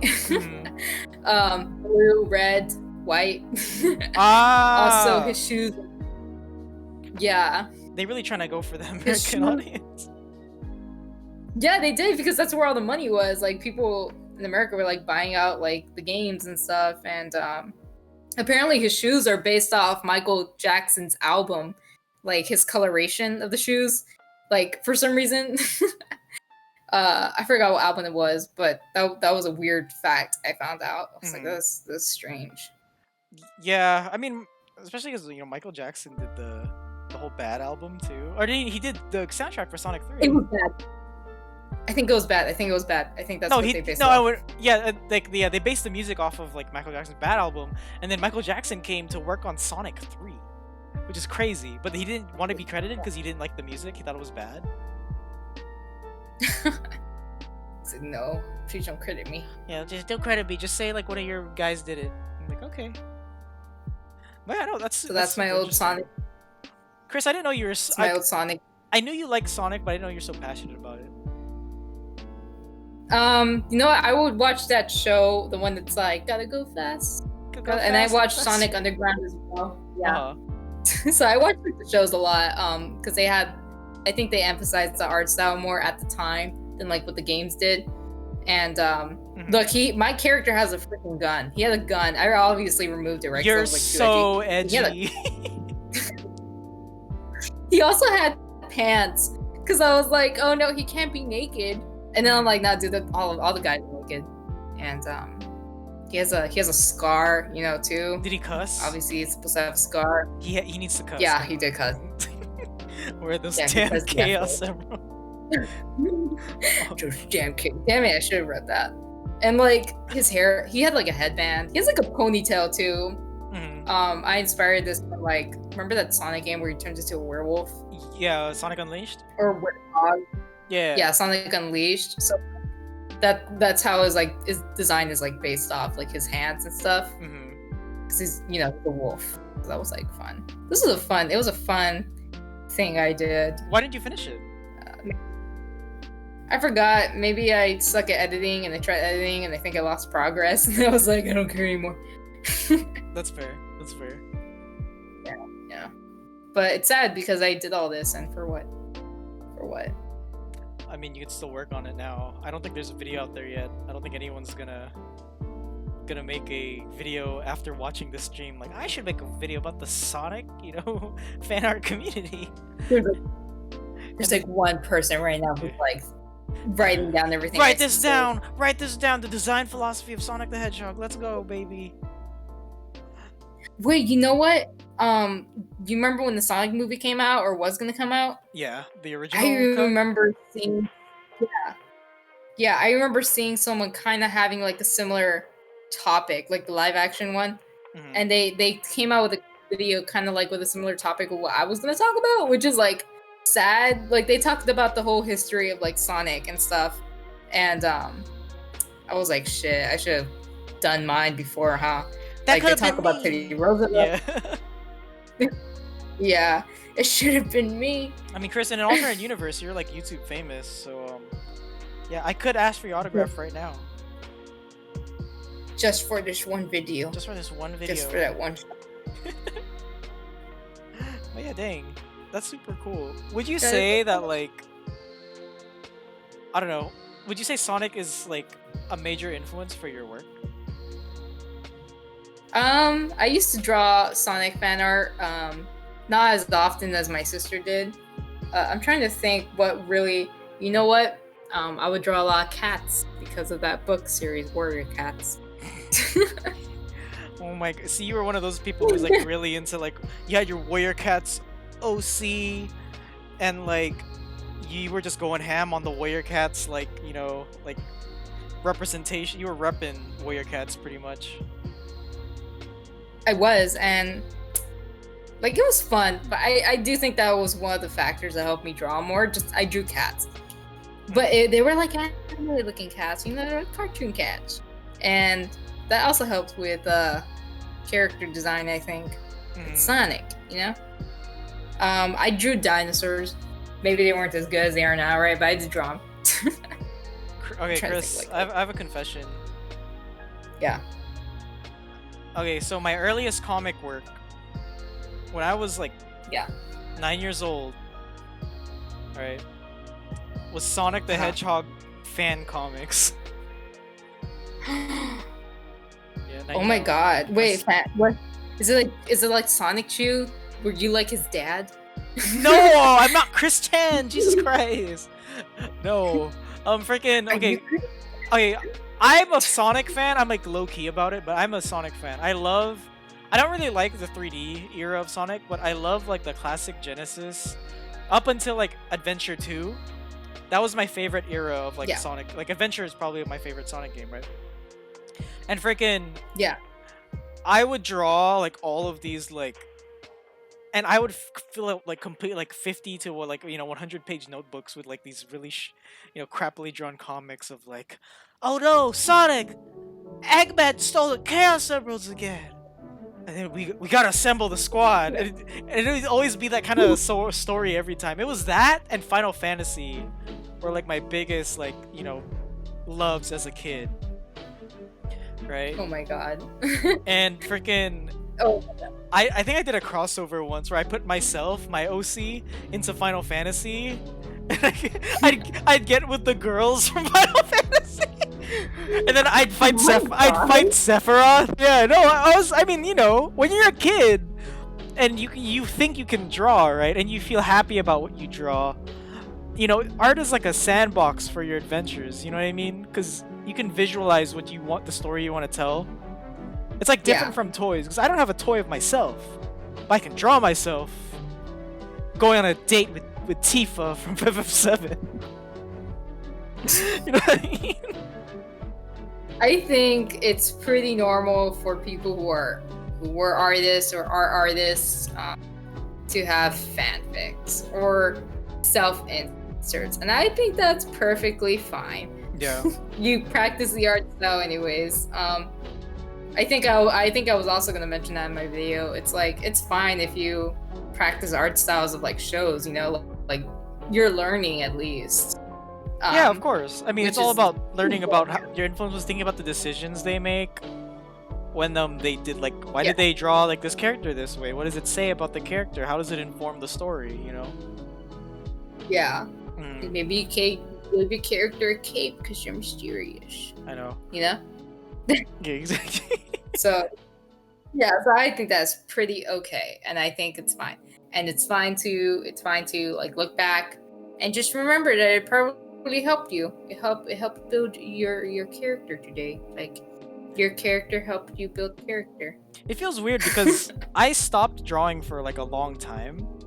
So I kind of feel like Ooh. separated from like that kind of like side of myself, drawing freaking Sephiroth and Cloud fighting like 20 times. You know what I mean? Yeah. But Yeah. you never stopped, right? I don't think so. I think maybe like my longest break was like a month, maybe less than a month. But I always try to keep going, or at least I feel like I should take a break. But it's just, I feel like if I take a break, it's like I can't. Like I need to keep going. You know, like I heard it's good to take breaks so you won't get burned out and like try other things. But still, like I need to catch up. You know, I need to catch up. That's fair. I respect your work ethic very much, Chris. Thank you. Thank you. I respect yours too. I'm surprised you get out comics as quick as you do because I feel like I can't do that. I want to try everything, and you just like you're able to do that. Like you have the willpower. Let's see like how many hours I spent on my last one. 41, not including like writing and sketching. Damn. I mean, it's like I want to see. I don't know. Comics for me are like the best way to tell a story, or like without a budget. You know what I mean? How much did that one take? Yeah, totally. You? How long did the Dilophosaurus take you? Yeah, I'm gonna subtract it because apparently I forgot these are 2 files, so they're gonna add them both. I'm gonna see how much this one took me, and then check the Dilophosaurus and like subtract statistics. So this was 3 hours 41 minutes. What? And then the Dilophosaurus. Come on. Dilophosaurus. Chris, you work so freaking fast. I heard that was like one thing I had, but I'm like, is that a downfall? Is that why I can't really get like the work I want? Where is it? Damn, this information. So 7, 18, so 7 minus 3 minus 41. I don't know how much that is. If there are any math people, 7 hours, 18 minutes minus 3 hours and 48 minutes. I mean, just round up to 4, and so it's like 3 hours. Yeah, it's about 3. Yeah, about 3 hours. Chris, or 3 hours and 30 minutes. You crazy? Yeah, maybe, probably. Sometimes. You're like the Harley Quinn Joker meme. If you can't handle me at my best, you can't handle me at my worst. I can be I could be your angel or your devil. I hate that so much. I hated that stupid meme where it was like my queen. What does he say? He's like, my queen, like, or he was crazier. And she was his queen. She was his queen. Forbid. Yeah, anyone who dares like mess with his queen or something. Yeah, I hated that. that was ironic though, I think. But then there were people I think who took it seriously. That's why they like reposted it and they had like stupid minions on it. It's so bad. Yeah, I feel like it started ironically and then dumb people took it seriously. And this is why we can't have nice things in the world. Yeah. So I hated it. I know. Seriously. My friends report. Okay, so like to end us off on like a high, like a summarize what we've been talking about. Would you say art school is worth it? I would say if you're passionate about art, if you work hard on it every day, I say art school really does help. Thing is that they have resources for you. So if you really want a place that gives you the resources in order to succeed and like move on from your career path, like how I transferred schools, one of the reasons is because they have resources here, and the resources really did help me. Whether it be like me being a concept artist in my lab, like that really helped me improve my art like a lot. So that's one thing. Another is just having people, like from Animation Powerhouse, from Pixar, come over and give you advice, like legit advice. Like they're not perfect people, like they had the same struggles I did and the same struggles like other people did. Mhm. And I mean, who knows? Like, even if you're not going to do art, like there are other ways you could do 3D modeling. Like maybe that's where your artistic abilities lie. So I would say it is worth it, but do your research on like what kind of art school you want to go to. Interesting. No, for sure, for sure. That's my advice. What's the worst art advice you've gotten? I don't know if I got any worst art advice. Or advice that you felt didn't really apply to you? I feel like I have gotten advice like that before. Something that doesn't apply to me. I can't think of one. Maybe I can't think of one. The art advice I've gotten has been pretty like good to I have one advice though that I don't think anyone has really told me, but like if you see like an opportunity, like an opportunity, like and you think you want to do it, like dude, just take that opportunity. Like what's the word? Opportunistic? Is that how you say it? Yeah. Opportunistic. Be opportunistic. Yeah, like I'm like that. Yeah, like I am like that. Like when I back in my other university, I freaking overheard my professor telling another student about an internship for a children's book. And like she was just talking to them and I emailed them and like, hey, what's this internship about? And then I got the internship. And nice. How much did you make a lot of money doing that?